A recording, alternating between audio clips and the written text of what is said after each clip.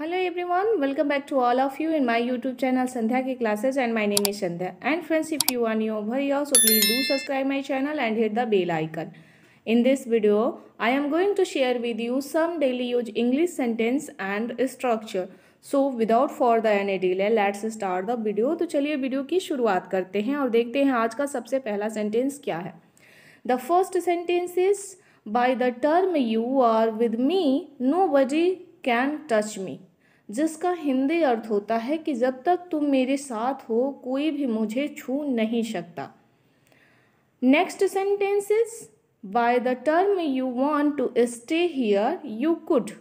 जिसका हिंदी अर्थ होता है कि जब तक तुम चाहो तुम यहाँ ठहर सकते हो.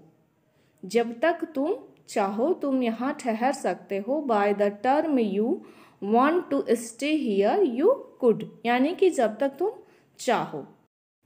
अब नेक्स्ट सेंटेंस है, मैं तुम्हारी होमवर्क में मदद कर सकता हूँ.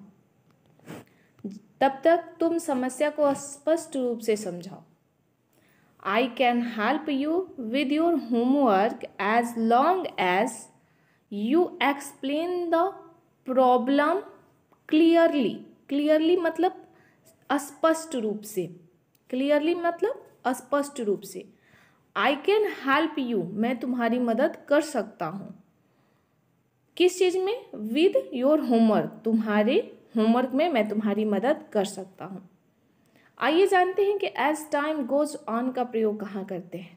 जैसे जैसे समय बीतता है चीज़ें बदलती है.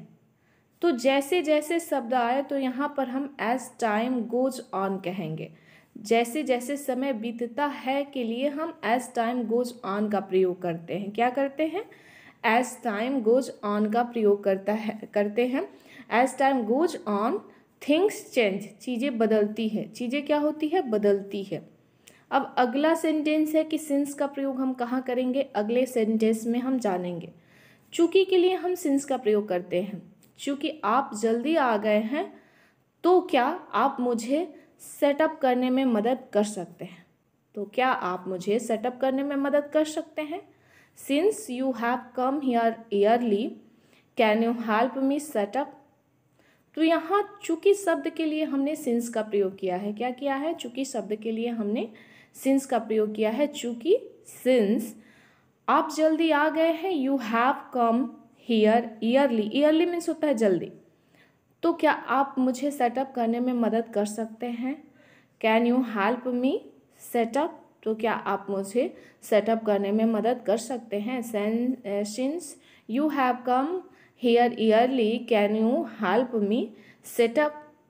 तो देखा आपने कितना आसान है अंग्रेजी बोलना. तो आइए देखते हैं अगला सेंटेंस क्या है. The next sentence is, she was a teacher before being promoted to principal. She was a teacher before being promoted to principal का अर्थ होता है वह प्रधानाचार्य बनने से पहले एक शिक्षिका थी. क्या थी? एक शिक्षिका थी. She was a teacher, एक शिक्षिका थी. कब? Before being promoted to principal. Before being promoted to principal यानी कि प्रिंसिपल प्रधानाचार्य बनने से पहले वो क्या थी? सिर्फ एक शिक्षिका थी, टीचर थी. आफ्टर का अर्थ होता है बाद में. आफ्टर का अर्थ होता है बाद में. आइए इससे जुड़े हुए सेंटेंस भी देख लेते हैं. निर्देश पढ़ने के बाद मुझसे कुछ भी पूछे. निर्देश पढ़ने के बाद मुझसे कुछ भी पूछें. Ask me anything after you read the instructions. निर्देश पढ़ने के बाद मुझसे कुछ भी पूछें. Ask me anything after you read the instructions. Instructions नहीं है, इंस्ट्रक्शंस है. तो आफ्टर का प्रयोग इसमें किया गया है कि ये कार्य करने के बाद. Ask me anything after you read the instructions. अब है इफ दैट्स द केस. अगर ऐसी बात है तो. इफ दैट्स द केस अगर ऐसी बात है तो मैं अभी से प्रोजेक्ट पर काम करना शुरू कर सकता हूँ। If that's the case I can start working on the project right away. Right away मतलब अभी से मैं शुरू कर सकता हूँ। If that's case, that's all fine but का अर्थ होता है वो सब तो ठीक है, पर ठीक है लेकिन क्या आप इसे थोड़ा बड़ा कर सकते हैं। That's all fine but can you make it a bit बिगर। क्या आप इसको थोड़ा सा बड़ा कर सकते हैं।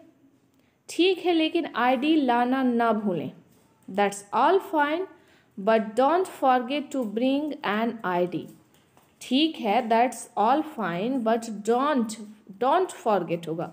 यहाँ पर डोंट कहना मैं भूल गई थी। Don't forget to bring an ID, लेकिन आईडी लाना ना भूलें। दैट्स ऑल फाइन का अर्थ हो गया वो सब तो ठीक है। अगला है देन एट लिस्ट, तब जाकर। यह एक मुश्किल काम था लेकिन फिर आखिर में हमने इसे सफलतापूर्वक किया। It was a difficult task, but then at least we completed it successfully. यह एक मुश्किल काम था के लिए it was a difficult task कहेंगे। But then at least we completed it successfully. लेकिन हमने क्या किया, हमने इसे सफलतापूर्वक पूरा किया। At least we completed it successfully. हमने इसे सफलतापूर्वक पूरा किया।